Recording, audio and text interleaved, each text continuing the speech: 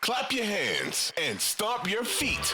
You're listening to the Clap Your Hands podcast, hosted by Elliot Shorr-Parks and Kyle Newbeck. Here they go.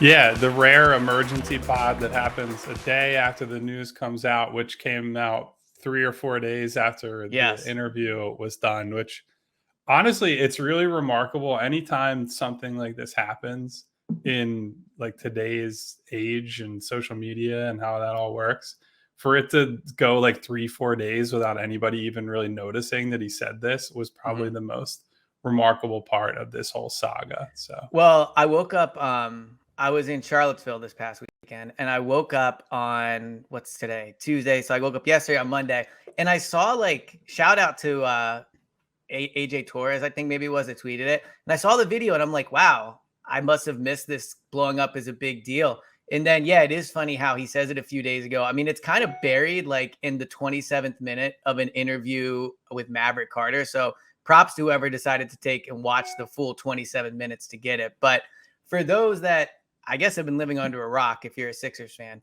Joel Embiid, an interview with Maverick Carter, he's asked, it's funny, they're actually talking about soccer beforehand. He's saying he's a Real Madrid fan, like they're doing all that. And so he goes, all right, Joel, like, you know, busy summer for you, getting married, like, you know, what's next? What's next for you? And he basically goes, I want to win a championship. I'm paraphrasing here because I don't have it right in front of me, but he goes, here, I have the quote. I'll read the direct quote. I just want to win a championship, whatever it takes. I don't know where that's going to be, whether it's in Philly or anywhere else. I just want to have a chance to accomplish that. I want to see what that feels like to win the first one, and then you can think about the next one. And then he goes on to say some other things, but that's the and I thought some of the other things he did say I felt were kind of important. We can get into that in a little bit, but obviously that's the headline. That's the shocking part of the quote. You know, I say this often, but I say it because I mean it. You've covered Joel basically his whole career. There's not many, if any, people in the city I think have a better read on him than you. So when you see the comments, when you read them, when you watch them, with everything you know, just give me your reaction to them.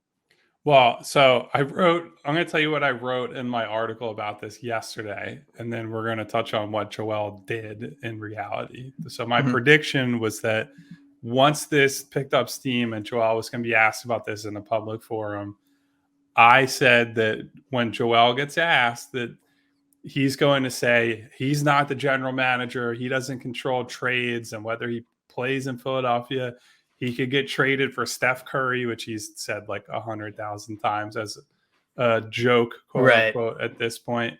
He'll say the right things about wanting to stay and win in Philly, and he's going to pretend as if this does not mean what it actually means.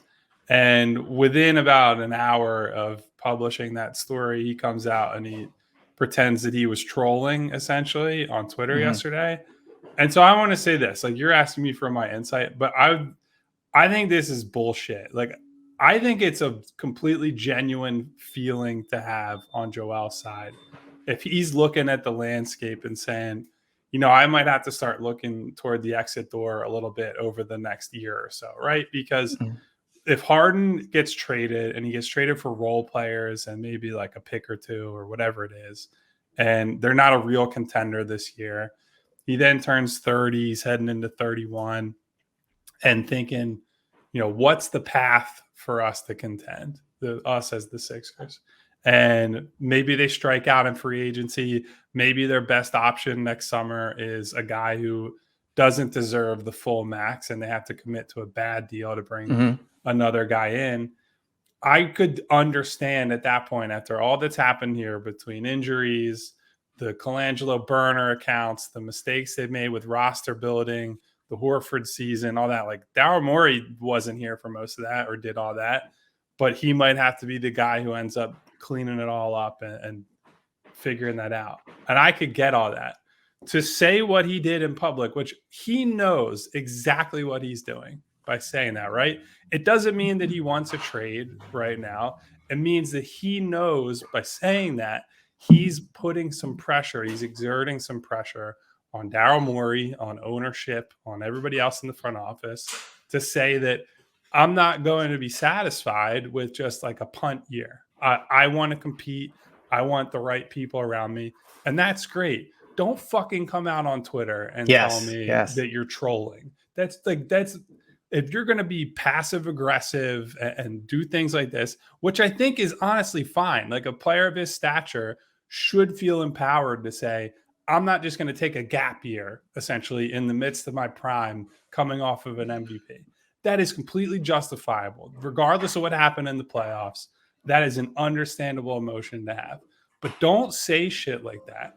And then when people find out that you said it, hide your hands. Like that's nonsense. And that's the sort of stuff that you and I have talked about on this pod. Like if he's going to be a championship level leader of this team, you have to make decisions and then stand behind them and not act like a little kid who got caught with his hand in the cookie jar. So when I first saw the comments on Monday morning, my initial reaction was this is going to be a big deal. I didn't know how it would be a big deal in terms of people would be mad. It would be interesting, all those things. But my initial reaction to the comments were kind of how you feel about them. And I think this always ties back to Harden right now with the team. But there's also been reporting, whether it was yesterday or within the last few days, that Joel Embiid wants James Harden back. I believe it was actually Sam Amick yesterday that reported this, that he wants James Harden back. And he said it publicly. And he said it publicly with Rachel Nichols as well. He said it publicly as well. But so when you look at the comments through that lens of maybe he's not happy about this James Harden thing. Maybe he's worried the trade package is going to be role players. And so if you look at the comments through that, it's basically saying, hey, man, I want to win a championship. I work really hard to make sure I'm ready to win a championship. I love that he defended the MVP thing because I think he should defend it. And he's basically saying, like, I need players around me that are going to do that too. Yeah. I'm perfectly fine with that comment. Now, I can understand why fans would be mad about it because right now fans are really mad at Joel Embiid. And whatever he says, that's not just like, I'm sorry we got dusted in Game 7. That is going to be the reaction. But to your point, one thing people have said to me continuously on WIP, whether it's hosts, callers, whatever, is this is an unserious franchise. They don't take them seriously as contenders. They don't like the work ethic of the main players. They don't, all those things. Joel, man, this will be my advice to you as someone that has defended you. Like, if you're going to say what you're going to say, then stand by it. But then don't go on Twitter. And first of all, or just don't say it. You don't have to, or just don't say anything. On it. Just don't comment. Just let it float out there. Right.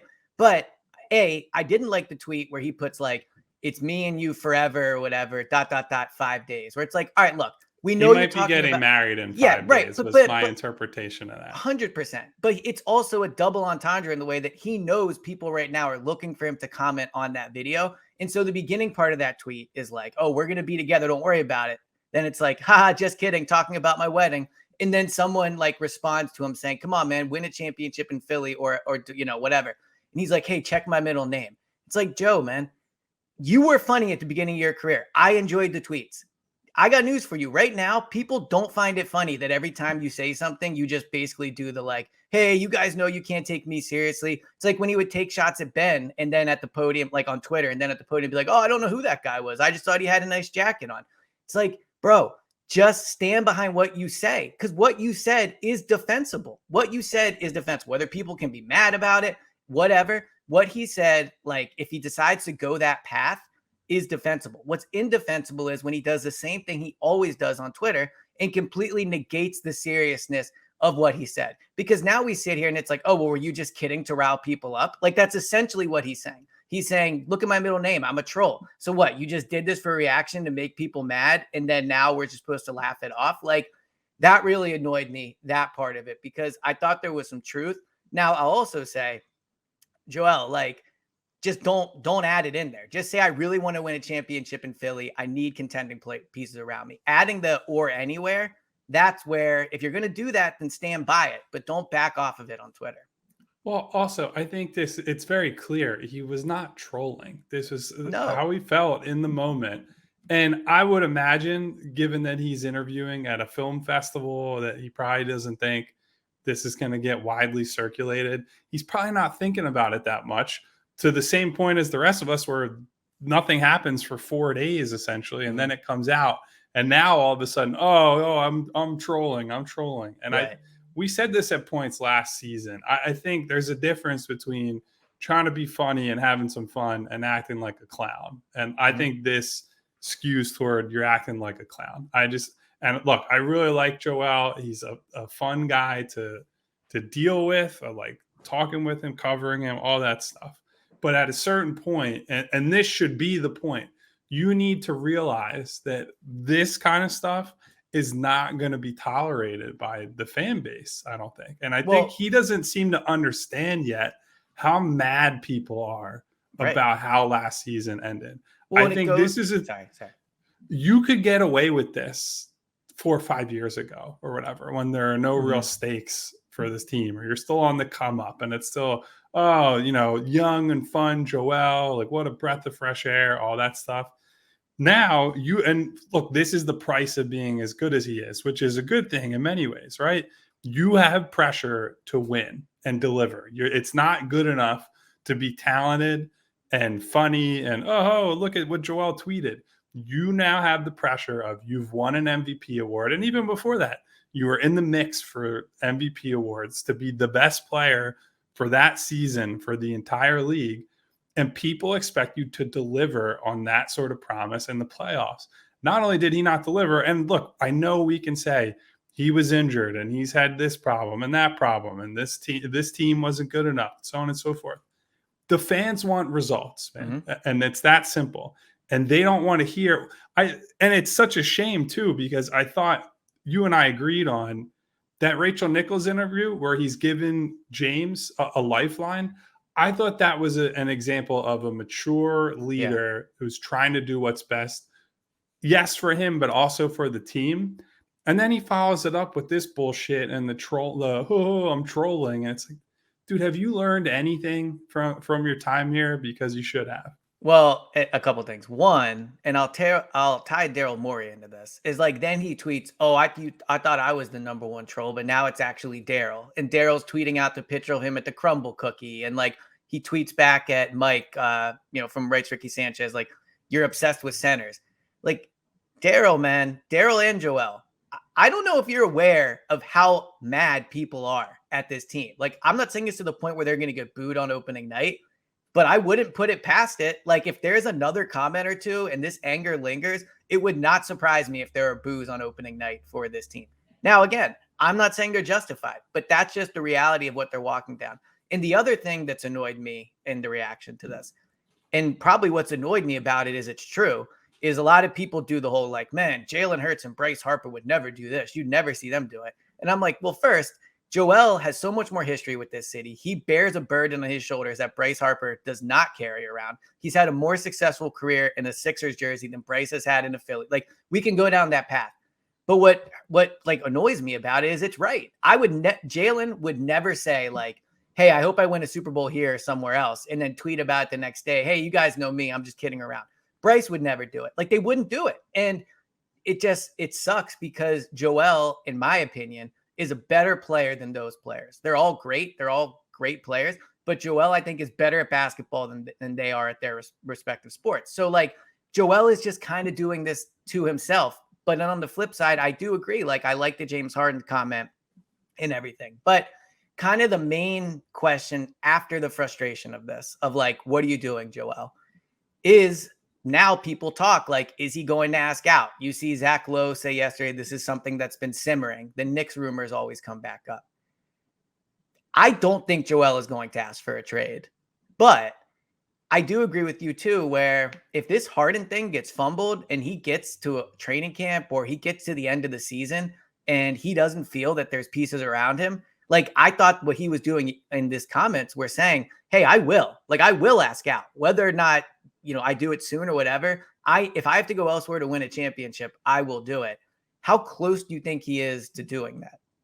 I think they probably have at least the next year of runway to work with, as much as he wouldn't want to take a quote unquote gap year. I do think that I have gotten no indication that this is like a short-term immediate problem to deal with. One thing on that the Harper Hurts stuff. Mhm. You know, it's really funny. And I know it's hard to compare the two sports across schedules and seasons and whatever. The funny part about the Phillies making one good playoff run with this group, and look, a very good playoff run, is it has kind of just overshadowed the fact that if they had the same winning percentage as the Sixers did in this last regular season, would be the single best Philly season in their history as a franchise. It's equivalent to like winning 106 or 107 games.